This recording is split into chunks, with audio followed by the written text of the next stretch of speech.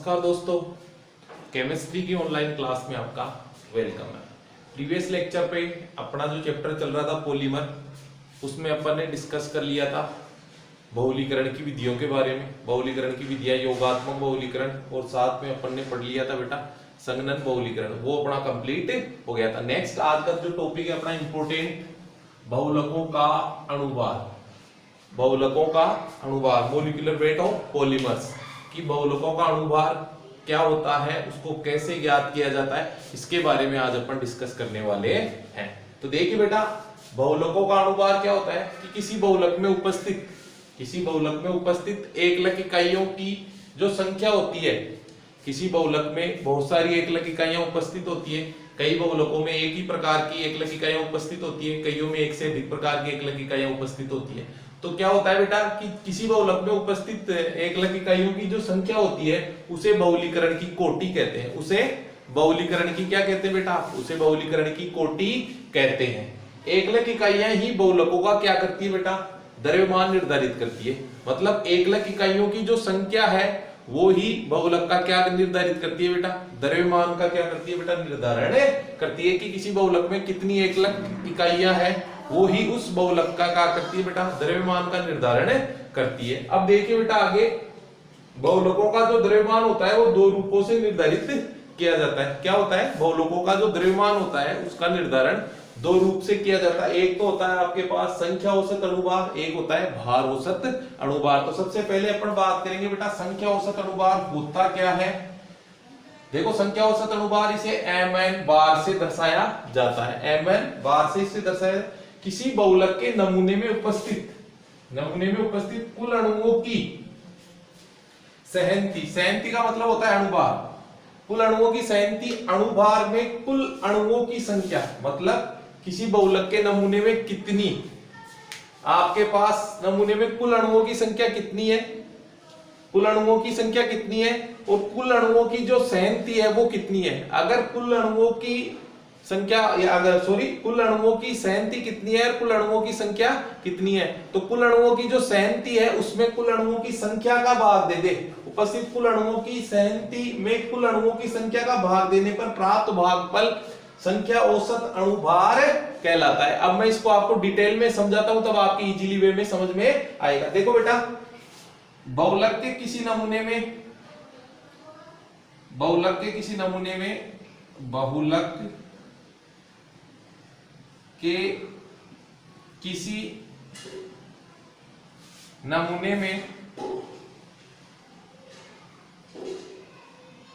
कुल अणुओं की संख्या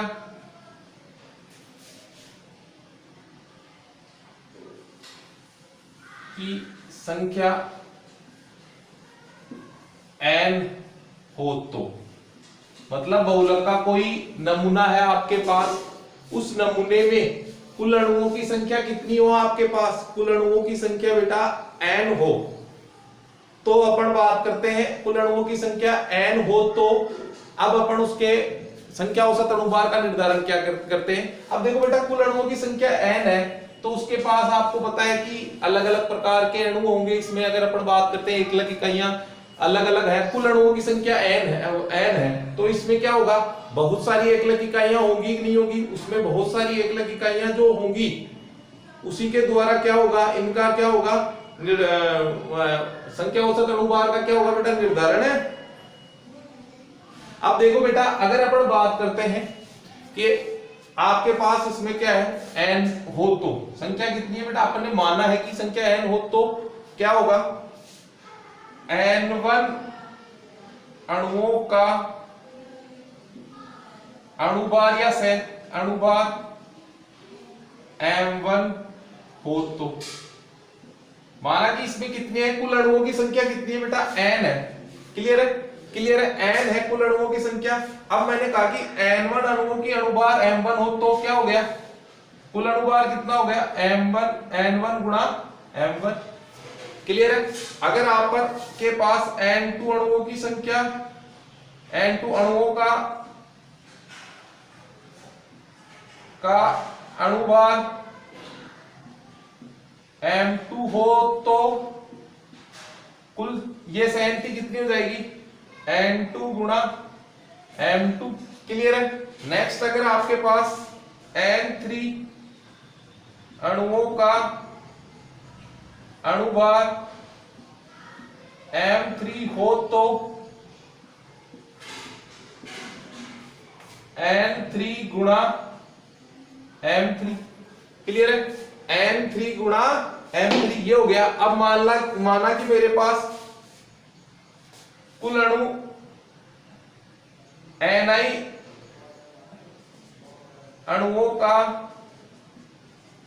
अणुभार mi हो तो उसका क्या होगा समय, ये अपने पास ni mi। क्लियर है। ये होगा नहीं होगा बेटा। अब देखो आपके पास संख्या औसत अणुभार क्या कह रहा है। संख्या औसत अणुभार देखो m n आपके पास बार क्या कह रहा है कि कुल अणुओं की जो सहनती है, कुल अणु कितने हो गए बेटा n1 n2 n3 so on. कुल अणुओं की जो सहनती है में कुल अणुओं की संख्या। तो अगर अपन बात करते हैं इसमें कुल अणुओं की जो सहनती, कुल सहनती कितनी होगी, कुल सहनती आपके पास होगी बेटा यहां देखो n1, इसको यहां लिख देता हूं। कुल सहनती हो गई आपके पास n1 m1 गुणा plus n2 m2 plus n3 m3 so on ni mi। यही हुई ना। क्लियर है बेटा। और कुल अणुओं की संख्या, कुल अणुओं की संख्या क्या होगी n है तो वो क्या है बेटा n1 plus n2 plus n3 summation क्या सो ऑन ni। क्लियर है बेटा। ये हुई आपके पास। अगर अपन इन दोनों का भागफल कर दे तो आपके पास क्या आ रहा है बेटा, संख्या औसत अणुभार आ रहा है कि नहीं आ रहा है। तो इसका भागफल करेंगे अपन तो क्या हो गया mn bar equals to n1 m1 plus n2 m2 plus n3 m3 so on ni mi। ये तो क्या होगी कुल अणुओं की सहनती, मतलब कुल अणुओं का अणुभार। सहनती का मतलब ये होता है अणुभार। तो ये तो क्या हो गया आपके पास कुल अणुओं का अणुभार हो गया। अब कुल अणुओं की संख्या कितनी है आपके पास, ये रही कुल अणुओं की संख्या n1 plus n2 plus n3 so on ni। यही हो गया नहीं हो गया बेटा। तो आप इसको क्या लिख देंगे mn bar equals to summation. अब ये इसका क्या हो जाएगा जोड़, संपूर्ण जोड़ आ जाएगा इसका summation ni mi upon summation ni। Clear है। तो ये क्या आ गया बेटा आपके पास संख्या औसत अणुभार। ये क्या आ गया संख्या औसत अणुभार mn बार आ गया, जिसमें समेशन ni mi जितने भी अणु हैं उनका जो सहनती होती है उसको गुणा करेंगे अपन तो कुल सहनती आ जाएगी। और कुल सहनती में कुल अणु, समेशन मतलब कुल अणुओं की संख्या का क्या कर देंगे भाग दे देंगे। तो आपके पास किस क्या आ जाएगा बेटा संख्या औसत अणुभार आ करने का रूप है वो है क्या बेटा संख्या भार औसत अणुभार। पहला पढ़ा अपन ने संख्या औसत अणुभार। दूसरा है बेटा भार औसत अणुभार mw बार। अब ये क्या होता है इसकी डेफिनेशन सुनिए आप बेटा। किसी बहुलक के नमूने में उपस्थित भिन्न भिन्न अणुओं की कुल सहती को उनके आणविक द्रव्यमान से, ध्यान देना बेटा कुल सहती अभी बताया था, कुल सहती कैसे निकालेंगे किसी अणु की, भिन्न भिन्न अणुओं की कुल सहती को उनके आणविक द्रव्यमान से गुणा करने पर प्राप्त गुणनफल के योगफल में कुल सहती का भाग देने पर प्राप्त होने वाले मान को भार औसत अणुभार कहते हैं। देखो डेफिनेशन ऐसे समझ में नहीं आएगी आपको, अभी मैं जब इसको एक्सप्लेन करूंगा आपको बताऊंगा तो इजीली समझ में आएगी कैसे हुआ ये। देखो n1 अणुओं का अणुभार कितना होता है m1 हो तो क्या होगा आपके पास हो गया n1 गुणा m1, ये इसकी सहती होगी। दूसरा n2 अणुओं का अणुभार m2 हो तो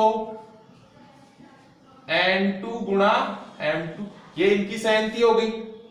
थर्ड, N3 अणुओं का अणुभार M3 हो तो ये क्या हो गया, N3 गुणा M3। Is that clear? ऐसे ही अपन करेंगे Ni अणुओं का अणुभार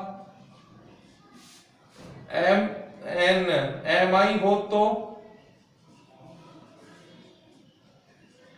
Ni Mi। Is that clear? ये हो गया आपके पास। अब ये तो अपने पास अगर अपन बात करें कुल जो सहनती है, कुल सहनती कितनी हो गई? कुल सहनती हो गई आपके पास N1 गुणा M1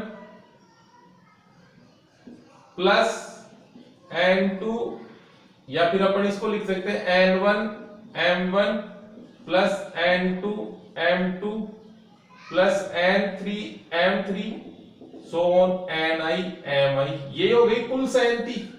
अब ऊपर उसने क्या कहा कि आणविक द्रव्यमान से गुणा करने पर प्राप्त गुणनफल, मतलब कुल सहनती को उनके आणविक द्रव्यमान, ये तो कुल सहनती हो गई। अब कुल सहनती को उनके गुणा करने पर प्राप्त गुणनफल के योगफल में कुल सहनती का भाग, तो कुल सहनती को उनके आणविक द्रव्यमान, तो कुल सहनती को उनके आणविक द्रव्यमान से गुणा करेंगे तो ये क्या होगा बेटा आपके पास, कुल सहनती को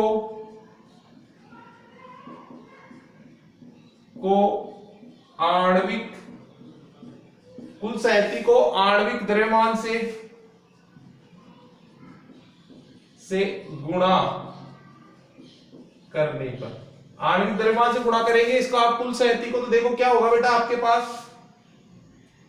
N1 M1 और इसका जो इसको गुणा करेंगे वो क्या है बेटा आपके पास गुणनफल है इसका M1। क्लियर है? ऐसे ही N2 M2 गुणा M2, क्लियर है? और N3 M3 गुणा M3, क्लियर है? और ऐसे ही क्या होगा आपको Ni Mi गुणा Mi, क्लियर? ये करेंगे इनके आणविक द्रव्यमान से गुणा करेंगे, तो आणविक द्रव्यमान से गुणा करने पर प्राप्त गुणनफल के योगफल में, मतलब गुणनफल के ये हो गया, इसका क्या हो गया सोन योगफल हो गया, नहीं इसमें उसका भाग देंगे तो आपके पास क्या आएगा बेटा, आपके पास भार औसत अणुभार आएगा। तो ये क्या हो गया आपके पास MW बार इक्वल्स टू क्या हो गया, ये आपके पास Ni Mi का स्क्वायर हुआ नहीं हुआ बेटा, क्लियर है? N1 M1 का स्क्वायर प्लस N2 M2 का स्क्वायर प्लस, तो ये देखिए बेटा N1 M1 N2 plus N3 M3 का square so on Ni Mi का स्क्वायर, क्लियर है? अपॉन इसमें कुल सहनती कितनी है ये आपकी, ये रही N1 M1 plus N2 M2 plus M3 समेत और Ni Mi, क्लियर है नहीं है बेटा? तो अब इसको आप क्या कर सकते हैं, जोड़ को कैसे लिख सकते हैं आप, MW बार बराबर समेशन Ni Mi का square upon summation Ni Mi। Is that clear? तो ये क्या हो गया आपके पास, इसे आप कहेंगे बेटा, ये जो आपके पास प्राप्त हुआ है इसे समेशन Ni Mi का square upon summation Ni Mi, ये क्या कहलाएगा, ये आपके कहलाएगा बेटा भार औसत अणुभार। क्या कहलाएगा बेटा, भार औसत अणुभार। तो ये अपने पास दो रूप थे बहुलोकों का आणविक द्रव्यमान ज्ञात करने के, पहला था संख्या औसत अणुभार, दूसरा क्या है बेटा भार औसत अणुभार। अब देखिए बेटा नेक्स्ट अपने पास जो टॉपिक है वो क्या है, बहुप्रेक्षेपण घातांक, पॉली डिस्पर्सिटी इंडेक्स। ये आपके बोर्ड एग्जाम में सीधा परिभाषा के रूप में 1 नंबर में पहले भी पूछा गया है और नेक्स्ट टाइम पर भी ये पूछा जा सकता है कि बहुप्रेक्षेपण, बहुलकों का बहुप्रेक्षेपण घातांक क्या होता है, पॉली डिस्पर्सिटी इंडेक्स। तो किसी बहुलक के भार औसत अणुभार, तो इसकी परिभाषा सुनिए बेटा, किसी बहुलक के भार औसत अणुभार तथा संख्या औसत अणुभार के अनुपात को बहुप्रेक्षेपण घातांक पीडीआई, पॉली डिस्पर्सिटी इंडेक्स, बहुप्रेक्षेपण घातांक मतलब किसी बहुलक के भार औसत अणुभार और संख्या औसत अणुभार, जो भी अपन ने बहुलकों के आणविक द्रव्यमान निकालने के रूप थे या बहुलकों के द्रव्यमान निकालने के जो रूप थे उनको पढ़ा, उनका अगर अपन अनुपात ले ले तो वो अनुपात क्या होगा बेटा, बहुप्रेक्षेपण घातांक, पॉली डिस्पर्सिटी इंडेक्स, उसे अपन क्या कहेंगे बेटा, polydispersity index means the ratio of भार औसत अणुभार एंड संख्या औसत अणुभार का जो रेशियो है उसे क्या कहेंगे आप, पीडीआई, पॉली डिस्पर्सिटी इंडेक्स। प्रोटीन का बहुप्रेक्षेपण घातांक 1 होता है, कितना होता है, प्रोटीन का बहुप्रेक्षेपण घातांक 1 होता है। और देखिए बेटा इसको अगर लिखना हो तो कैसे लिखेंगे, पीडीआई बहुप्रेक्षेपण घातांक mw बार अपॉन mn बार, मतलब भार औसत अणुभार बटे संख्या औसत अणुभार। तो ये क्या कहलाता है बेटा, बहुप्रेक्षेपण घातांक कहते हैं। तो ये था बेटा आज का अपना लेक्चर। अब नेक्स्ट लेक्चर पे अपन विभिन्न प्रकार के जो प्राकृतिक रबर है उसके बारे में अपन पढ़ेंगे और जो सिंथेटिक पॉलीमर्स है उनके बारे में डिस्कस करेंगे। तो ये चैप्टर 1 या 2 लेक्चर में कंप्लीट हो जाएगा। जिन बच्चों ने अभी तक चैनल को सब्सक्राइब नहीं किया है वो इसको सब्सक्राइब करेंगे और ज्यादा से ज्यादा इस चैनल को क्या करेंगे बेटा, शेयर। Thank you.